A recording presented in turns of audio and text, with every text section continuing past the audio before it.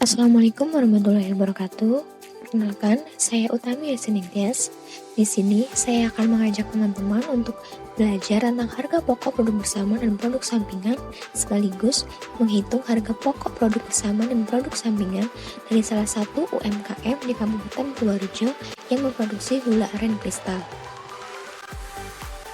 Namun sebelum itu, saya akan sedikit menjelaskan mengenai apa sih produk bersama dan produk sampingan itu, dan bagaimana cara menghitung harga pokok produk bersama dan produk sampingan.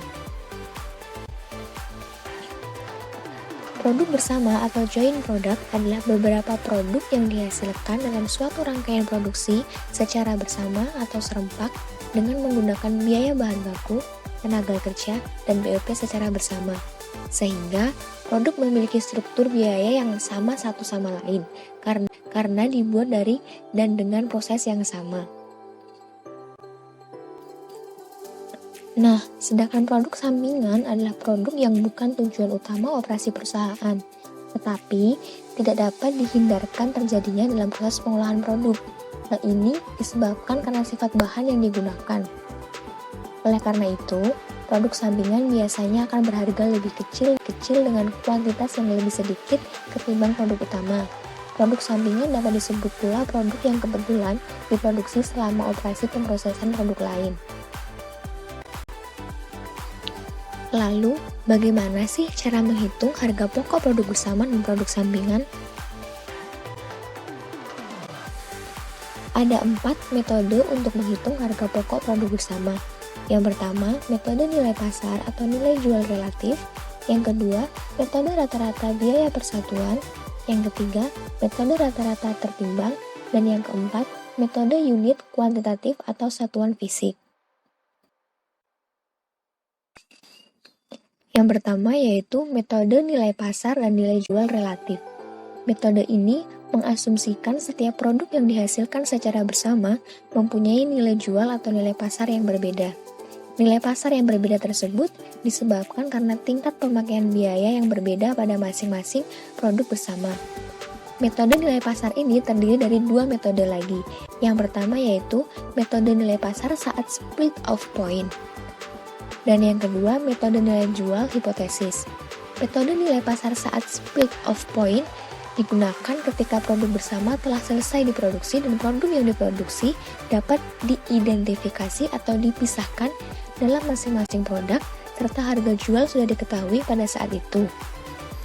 Dengan rumus pembebanan, jumlah nilai jual masing-masing produk dibagi dengan jumlah nilai jual seluruh produk dikalikan biaya bersama. Selanjutnya yaitu metode nilai jual hipotesis. Metode ini digunakan apabila suatu produk tidak bisa dijual kepada titik pisah atau batas yang seharusnya produk tersebut selesai. Maka harga jual tidak dapat diketahui pada saat titik pisah tersebut, karena produk tersebut masih perlu pengolahan tambahan dan mengeluarkan biaya tambahan untuk memprosesnya lagi. Nah, rumus pembebanannya sebagai berikut, yaitu jumlah nilai jual hipotesis masing-masing produk setelah titik pisah dibagi dengan jumlah nilai jual hipotesis seluruh produk setelah titik pisah, kemudian dikalikan dengan biaya bersama. Nah, kemudian untuk metode yang kedua yaitu metode rata-rata biaya persatuan.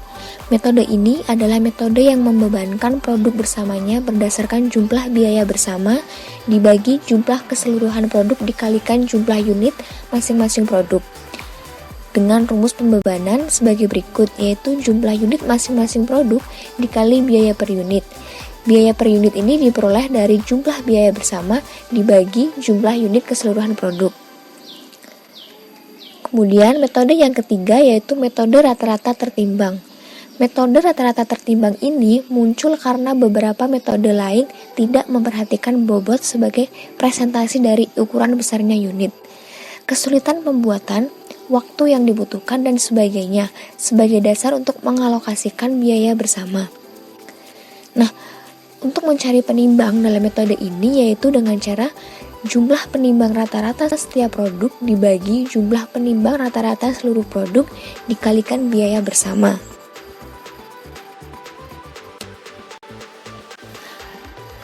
Selanjutnya, metode yang keempat yaitu metode unit kuantitatif atau satuan fisik. Metode ini adalah suatu metode dalam pembebanan biaya bersama produk didasarkan atas unit secara fisik atau output dari suatu produk diungkapkan dalam satuan, misal berupa volume, bobot, atau ukuran karakteristik lainnya. Rumus penimbangnya yaitu jumlah unit masing-masing produk dibagi jumlah unit keseluruhan produk, kemudian dikalikan biaya per unit. Nah, itulah 4 metode yang dapat digunakan untuk menghitung harga pokok produk bersama. Selanjutnya yaitu metode untuk menghitung harga pokok produk sampingan. Terdapat 2 cara untuk menghitung harga pokok produk sampingan, yaitu dengan atau tanpa alokasi. Untuk menghitung harga pokok produk sampingan tanpa alokasi dapat dilakukan dengan menggunakan metode pengakuan pendapatan kotor dan pengakuan pendapatan bersih. Untuk metode pengakuan pendapatan kotor, alokasi biaya produksi sepenuhnya dibebankan kepada produk utama. Namun, hasil penjualan produk sampingan disajikan dalam laporan rugi laba sebagai pendapatan lain-lain. Sedangkan untuk metode pengakuan pendapatan bersih, alokasi biaya produksi dihitung dengan menjumlahkan seluruh pendapatan yang diperoleh dari penjualan produk sampingan, lalu dikurangi dengan seluruh biaya yang dikeluarkan pada saat kondisi titik terpisah. Sedangkan untuk menghitung harga pokok produk sampingan dengan alokasi dapat dilakukan dengan 2 metode. Yang pertama dengan metode biaya pengganti. Produk sampingan digunakan sebagai bahan baku atau bahan penolong dalam proses produksinya, sehingga perhitungan biaya dimasukkan dalam biaya bahan baku. Yang kedua, dengan menggunakan metode biaya reserval. Biaya bersama yang dialokasikan kepada produk sampingan adalah sebesar taksiran biaya produk sampingan pada saat titik terpisah. Rumus yang digunakan pada metode ini adalah nilai pasar untuk produk sampingan dikurangi jumlah dari taksiran laba kotor, taksiran biaya pemasaran, taksiran biaya admin, dan taksiran biaya proses lanjutan. Nah, itu tadi penjelasan tentang produk bersama dan produk sampingan beserta metode-metode yang dapat digunakan untuk menghitung harga pokok produk bersama dan sampingan. Selanjutnya, saya akan menunjukkan hasil perhitungan harga pokok produk bersama dan sampingan dari UMKM Gula Aren Pistal Gendis Manis Ernest Family.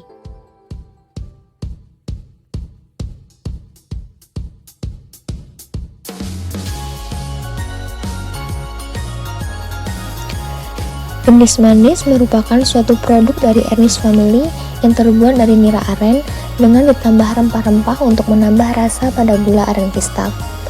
Hari ini saya akan melakukan kunjungan ke UMKM Gula Kristal Gendis Manis Ernest Family. Gendis manis ini diproduksi di tengah-tengah masyarakat desa yang sebagian besar masyarakatnya menjadi petani aren. Desa Hardimulyo yang terletak di Kecamatan Kalipising, Kabupaten Purworejo ini dikenal sebagai sentra penghasil gula aren dengan kualitas bagus dan disertai letak geografis yang mendukung.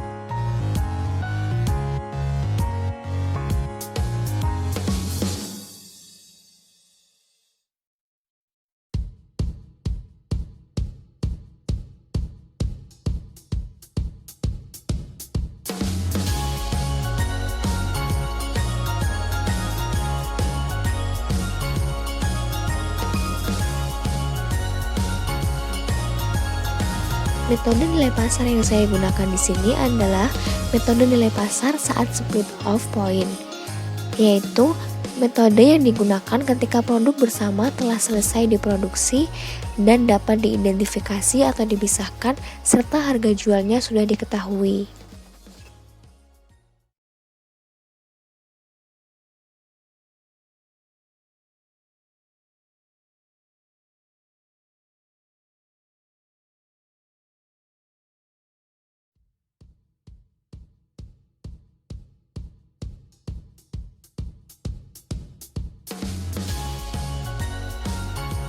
Kemudian selanjutnya, produk sampingan yang dihasilkan adalah berupa gula aren murni atau gula cetak.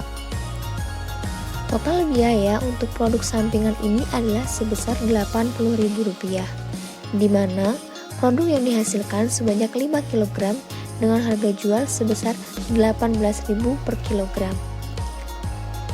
Sehingga dari data produksi tersebut dapat diperoleh harga pokok produk sampingan, yaitu dengan cara membagi total biaya dengan hasil produksi. Untuk produk sampingan gula aren murni ini diperoleh harga pokok produk sebesar Rp16.000.